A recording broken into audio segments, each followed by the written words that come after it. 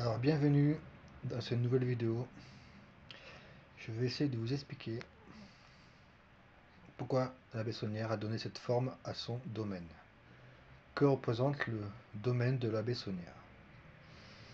Alors, tout commence quand j'ai vu un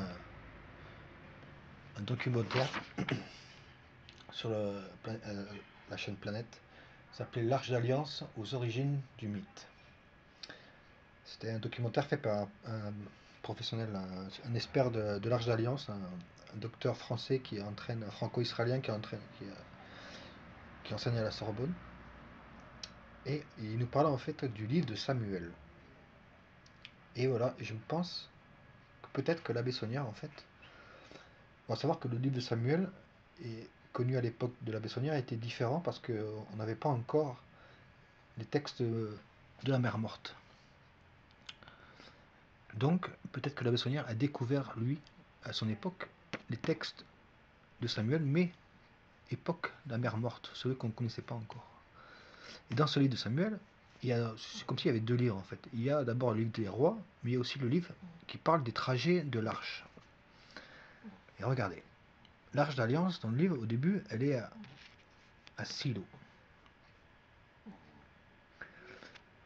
Après Silo, en fait, bon, elle est là à Silo, et les Israéliens, bon, on va faire un peu l'histoire vite fait, les Israéliens affrontent les Philistins, une petite bataille, et ils se font battre. Ils ont 4000 morts.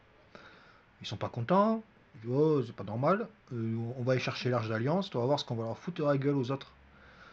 Ils vont chercher leurs alliances, le prêtre envoie ses deux fils, et il les rencontre à Ebenezer.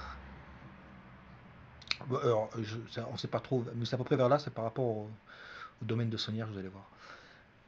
Et à Ebenezer, eh ben, ils perdent quand même avec l'Arche d'Alliance, ils perdent. Il y a 40 000 morts.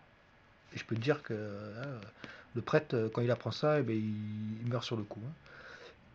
Ses fils sont morts aussi. Et les Philistins, eh ben, ils récupèrent l'Arche d'Alliance.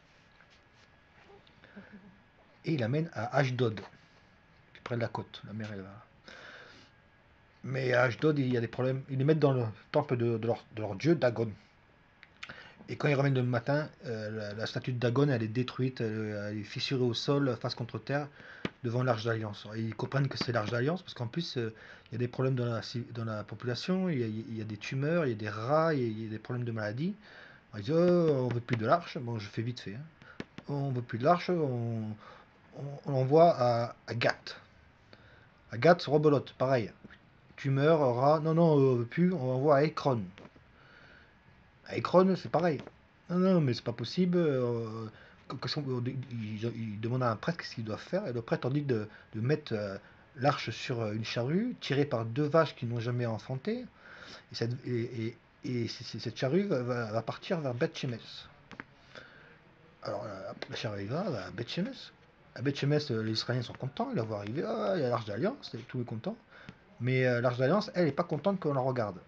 Et tous ceux qui la regardent, ils meurent. Il y a 5000 morts, ce qu'on dit.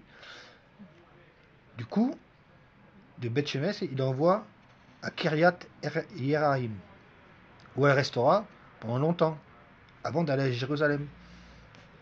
Mais elle restera d'abord à Kiryat Yeraim. Hein.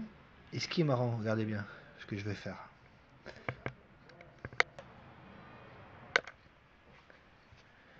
Si on trace un trait entre ces lieux de l'arche, vous avez le domaine de Sonnière devant vous.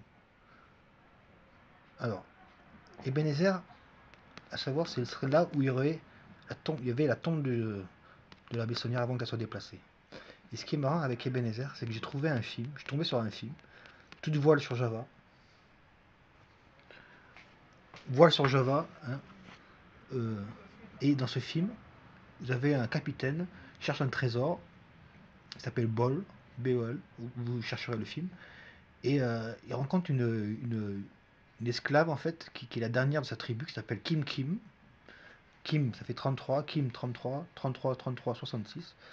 Et le méchant dans l'histoire, il cherche un trésor, des diamants qui sont sur le mont Krakatoa, le volcan, vous verrez.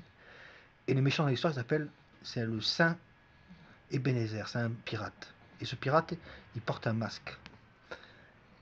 Et rappelez-vous, l'abbé Gélis, il a été frappé au visage plusieurs fois. Donc est-ce que c'est pas un lien avec l'abbé Gélis et Ebenezer qui portait un masque? Enfin voilà, Ebenezer, hein, et en plus c'est là où il y aurait eu la tombe. Bon. Après vous avez Ashdod. Ashdod c'est la verrière en verre. Gath, c'est la tour Magdala. Ekron, ça serait vers l'entrée du village. Enfin, Ekron encore, je vous place ça, c'est vraiment au rapport. Hein. L'entrée du jardin ou par rapport au dessin du jardin. Beth Shemesh, ça serait la Béthanie et la fontaine. Et Kiryat Yearim, ça serait la croix et le calvaire qui est dehors. Voilà. Et ce qui est marrant, c'est que si on prend le village en rapport, Jérusalem, ça serait là où il y a eu le moulin. Par rapport, si on met en rapport le domaine par rapport à Israël, à la taille, oui. Jérusalem, ça serait là où il y aurait le moulin. C'est qui est marrant. Voilà, donc vous avez le domaine de Sonière qui représenterait le trajet de l'arche dans le livre de Samuel. Alors, j'avais essayé de traduire, alors, Ebenezer, mais je ne suis pas sûr.